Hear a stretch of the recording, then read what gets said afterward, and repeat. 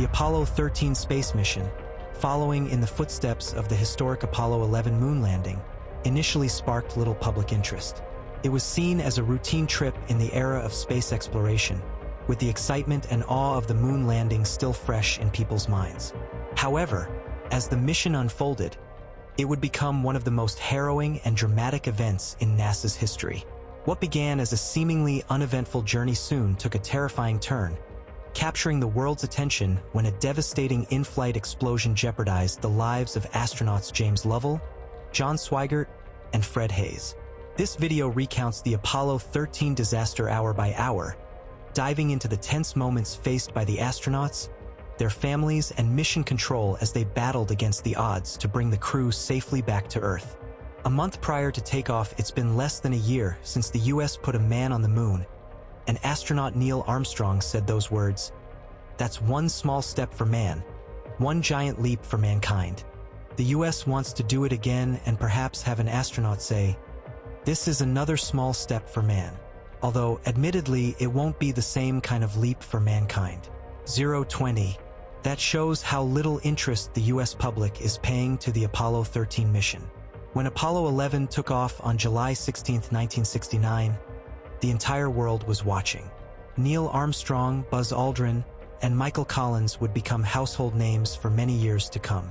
The images of them walking on the moon would forever be implanted in people's minds. And when Armstrong said, "The Eagle has landed," people all over the globe were half-baked on beer at their house parties, celebrating as if they'd just won the lottery. 048. Things were not exactly the same when the Apollo 13 mission was announced. If you'd have picked up a newspaper in 1970, you'd have had to turn a fair few pages to read about the mission. It seemed that the hard-to-please public was not that impressed with spaceflight anymore, and you can bet that not many people knew the names of the astronauts: James A. Lovell Jr., John L. Swigert Jr., and Fred W. Haise Jr. But while the US public is less interested in these guys at this point in time, their mission is about to break new ground. People will flock together in their living rooms again, but there won't be much of a party atmosphere this time. That's because something terrible was about to happen. It has to be said, though, that the mission's horrific nature will make people interested in spaceflight again. Hour 0, as the crew is readying for takeoff, the families and relatives of all three men are excited but nervous. The astronaut Jack Swigert shouldn't even be there. He's just replaced another astronaut due to the other guy coming down with rubella, aka German measles. This is the first thing that has gone wrong. Swigert at least doesn't have a wife at home or any children to worry about. That can't be said for Fred Haise, who, like Swigert, has never been into space before. Haise's 9-year-old son, Stephen, doesn't quite understand the implications of what his daddy is doing, although his pregnant wife certainly is feeling the pressure. In a few days from now, she's going to be rubbing that bump on her stomach, wondering if, in years to come, she's going to have to explain to this child why she never talked her husband out of going on that mission. After all, she's well aware of the dangers involved in sending humans into space. What she doesn't know is that they are traveling in what is essentially a bomb. As for the commander of the mission, Jim Lovell, you could say he has more to lose than everyone. He has 4 kids with his high school sweetheart, Marilyn. Their daughter Barbara is 17, and she understands the gravity of the situation. Pun intended. Their son James is 15, Susan is 12, and Jeffrey is just 4. The entire family will soon hear that their beloved husband and father might freeze to death or die slowly as his oxygen runs out. It's going to be a hellish few days for all of them. Everyone except the 4-year-old knows what happened in February 1967, when Apollo 1, supposed to be the first spacecraft flown into space with the intention of landing on the moon, didn't quite get there. All 3 men were incinerated in the cabin during a launch rehearsal. With spaceflight, there are literally a million things that can go wrong, perhaps no more devastatingly exemplified than in the 1986 space disaster when 7 US astronauts died just 73 seconds after takeoff. In short, the families of these 3 men in Apollo 13 are proud as hell. But right now, their nerves are as frayed as Charles Manson's mind. Hour 1, their Saturn V rocket they are sitting in at the Kennedy Space Center is about to take off. Mission Control does the countdown. 10, 9, 8, ignition sequence has started. 6, 5, 4, 3, 2, 1, 0, and we have liftoff. The time is 2:13 EST. Destination: the moon, or more specifically, the Fra Mauro crater area. 200,000 people who've come to watch the liftoff feel the ground shake as the 160 million horsepower beast leaves for the skies. That's not a bad turnout, but nothing compared to the 2 million that were there when Apollo 11 lifted off. People watching the event on television hear Mission Control say, "The Saturn V, building up to 7.6 million pounds of thrust, has cleared the tower." Another voice says, "This is Mission Control Houston. We appear to have a good first stage at this point." People are told that the trajectory is looking just fine as the rocket powers on. Mission Control lets them know that 1.2 miles into the sky, the spacecraft is traveling at 1,500 feet per second. At home, the men's families jump for joy, but they don't know that something isn't. At about 5.5 minutes, the center engine of the S2 stage shuts down. This isn't good at all. It shut down 2 minutes early. It means that the remaining 4 engines have to burn 34 seconds longer than has been planned, and that the SIVB third stage engine has to burn 9 seconds longer. That all has to happen for Apollo 13 to get into orbit. Mission Control isn't happy, but everyone knows that there will always be something that doesn't go exactly to plan. They're just hoping that this little glitch will be the worst thing that happens on the mission.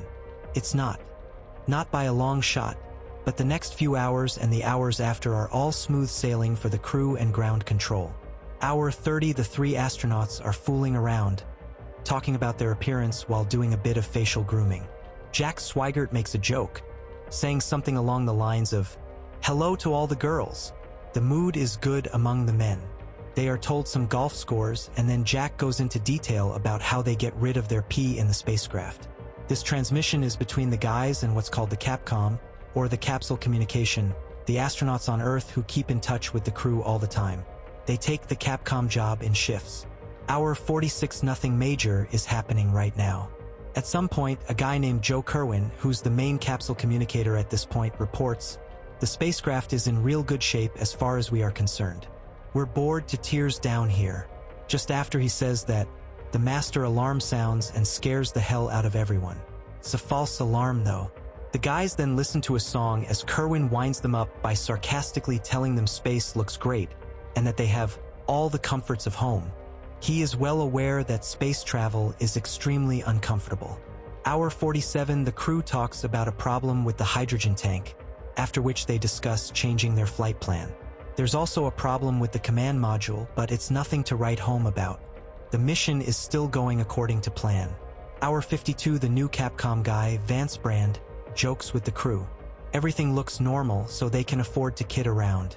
Right now they're traveling at 2,323.4 miles per hour, 3,739.1 kilometers per hour, and are about 170,000 miles, 273,000 kilometers, from where they took off. Hour 55, things are so under control that the crew starts a live TV broadcast for the folks back on Earth. As interesting as this should be, quite a lot of TV stations are not even showing it. It's as if people just aren't interested in space anymore. Hayes tells the people at home how they sleep and how they drink water. The guys tease each other as they always seem to do, and then they put on the song, "Willow Weep for Me." They are making space travel look like a walk in the park, albeit something you wouldn't want to do if you were claustrophobic. At 55 hours and 45 minutes, Hayes goes up behind Lovell with a repress valve, scaring the hell out of him. Lovells tells the new Capcom, "Every time he does that, my heart jumps into my mouth." It's at this point that the TV transmission ends. Lovell is the one who signs off, telling people back home, "This is the crew of Apollo 13 wishing everybody there a nice evening, and we're just about ready to close out our inspection of Aquarius and get back for a pleasant evening in Odyssey. Good night." Aquarius is the lunar module, and Odyssey is the command module. We'll talk more about this soon. The people down on Earth have just witnessed what looks like a bunch of very smart men acting like teenage kids, pranking and teasing each other all the time. It seems to them that space travel isn't frightening at all.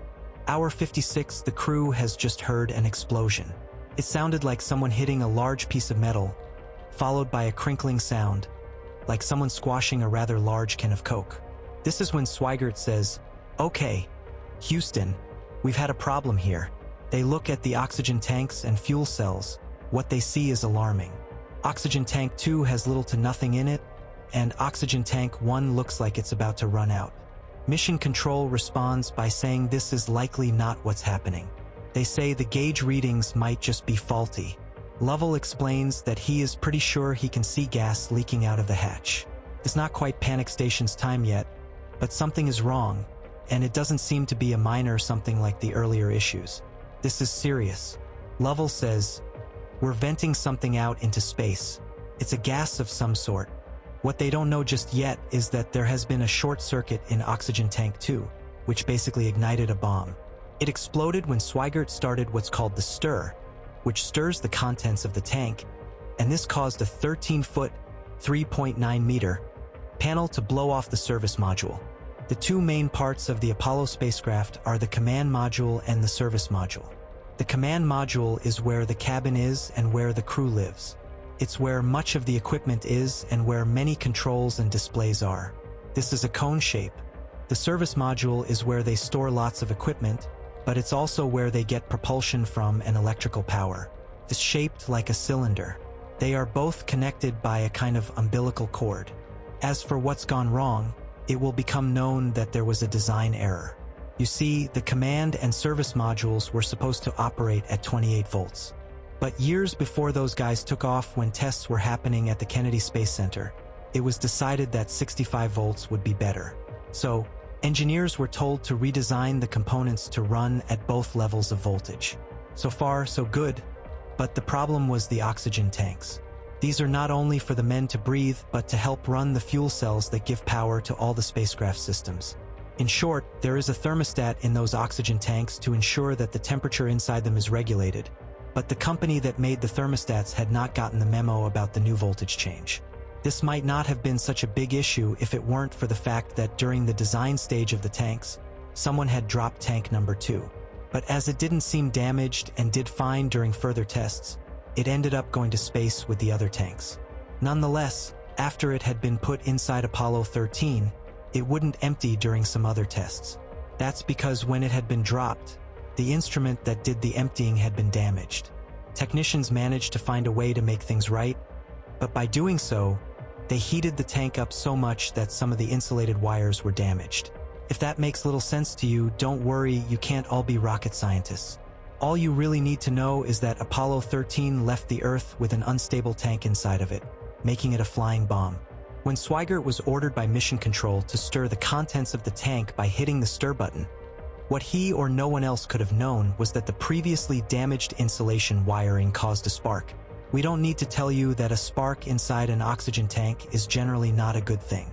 The oxygen fed the fire, and the pressure became so much that the tank exploded, wrecking not just it but many of the other things inside the service module. The 3 astronauts were now 200,000 miles from home in a spacecraft that was missing some of its vital parts.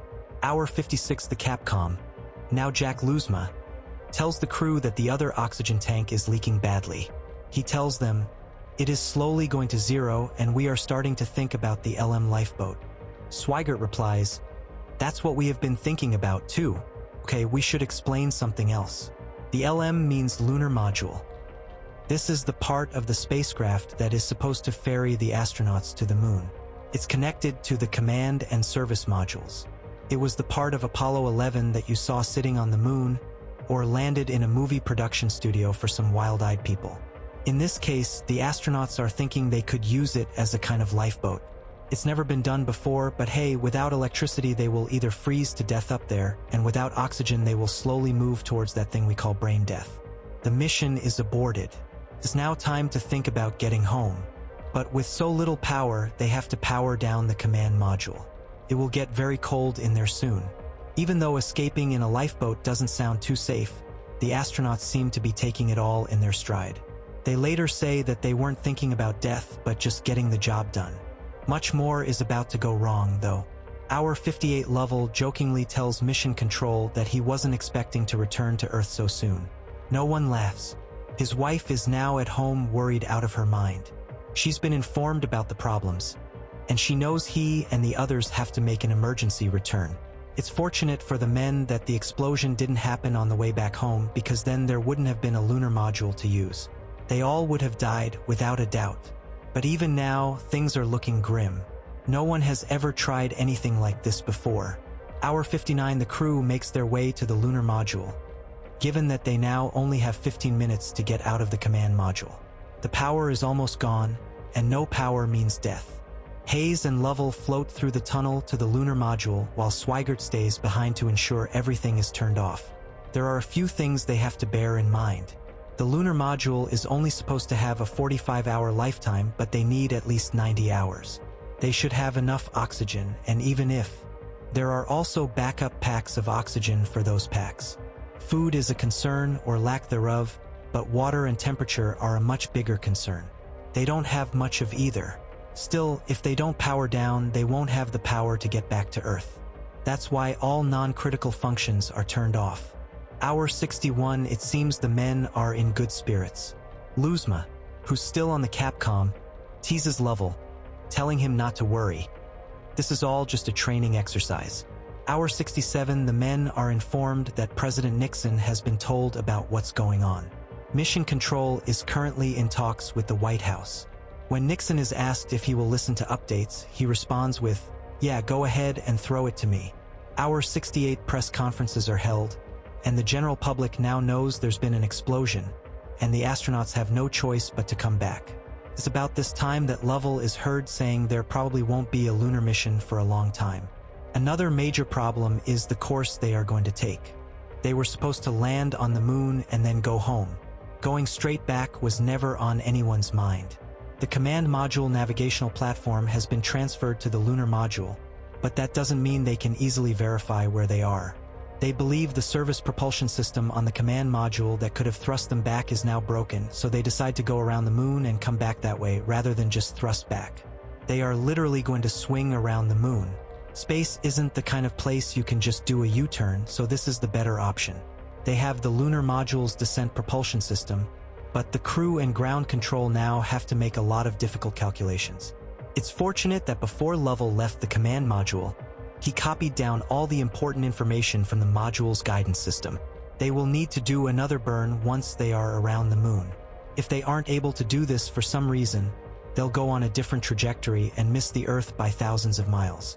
Also, when they do that flight around the moon, they will have no contact with the people on Earth. But the good news is, during this quiet time, they look out of the windows in awe, snapping pictures like space tourists. Hour 79, it's now or never. NASA has chosen a 4-minute burn, which will shave 12 hours off of the flight and hopefully land them in the Pacific Ocean.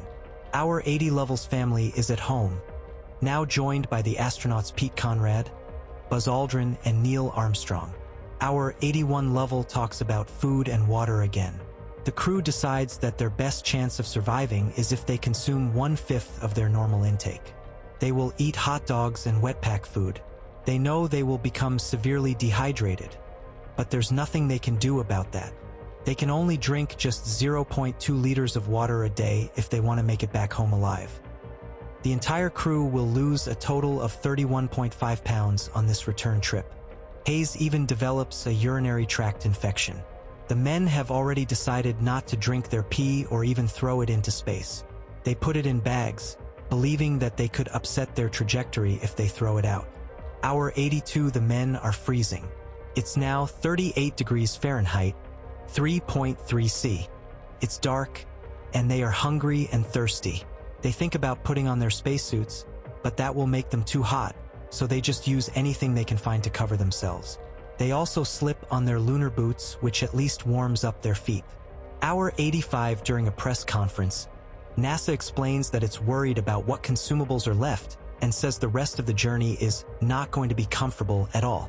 Hour 90, perhaps to cheer the guys up, the new Capcom asks Swigert about the new income tax rule when you're out of the country for a certain amount of time.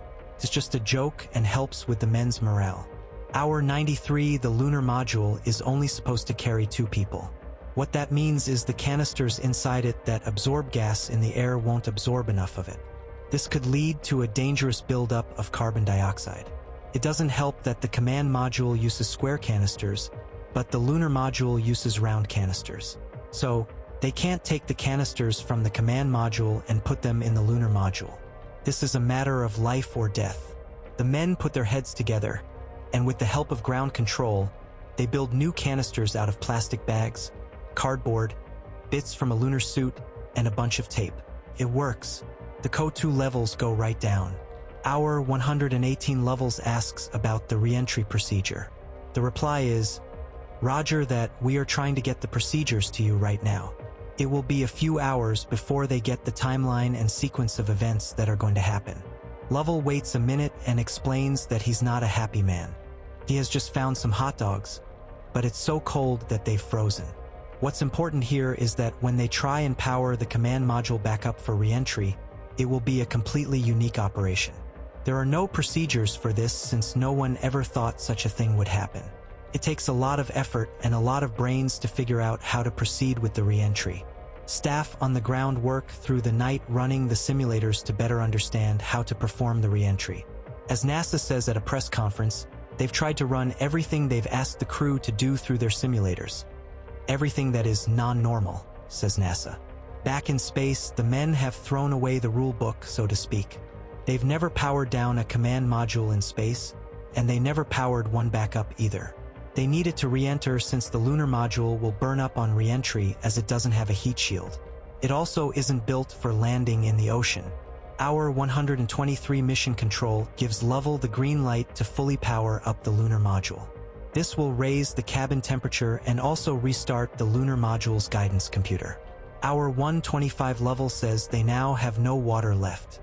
That's not good, but he has to grit his teeth and listen to the re-entry checklist. Soon after, he tells the other two guys what's going to happen. Our 132 Swigert tells the new Capcom guy that it's too cold to get any sleep. He's very tired now and thirsty, but no one is complaining. He just hopes they will get home. Our 138, the damaged service module, is jettisoned. This is when they see just how much damage was done during that explosion for the first time. All the men realize how lucky they are to be alive. Minutes later, Swigert thanks Mission Control. Many calculations had to be made in quick time to ensure the module left them, and they were able to thrust out of its way. This wasn't easy by any stretch. Our 141, the lunar module, is just about to be jettisoned. They've waited for this, knowing that if it's not literally blown off at the right time and at the right angle, they might hit the ocean and skip like a stone. A mistake here could also mean a very fiery entry, or as Lovell said years later, burning up like a meteor.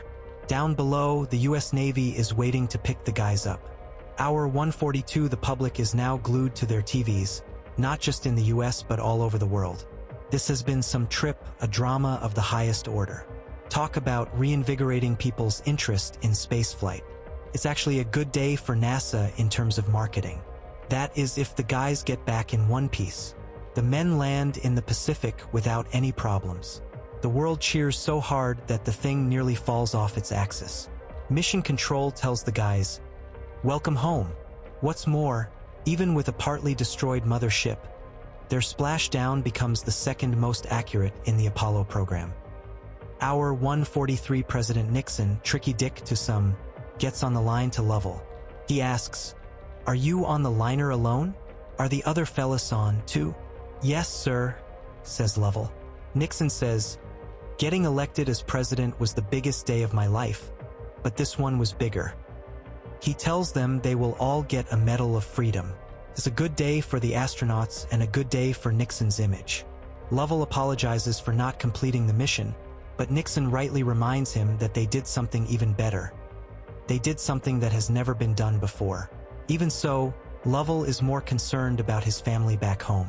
That's what really matters. He'd figured that much out when he was hurtling through space. Now you need to educate yourself a bit more with 50 surprising facts about space you didn't know. Or have a look at Made with Red Heart by Mahidi. Thank you for watching. If you enjoyed this video and want more content like this, don't forget to subscribe to my channel. I cover incredible stories like the Apollo 13 mission, as well as other fascinating events with detailed breakdowns and insights. By subscribing, you'll stay up to date on new videos as soon as they're released. Plus, hit the bell icon so you never miss an upload. Thanks again for your support. Let's keep exploring together.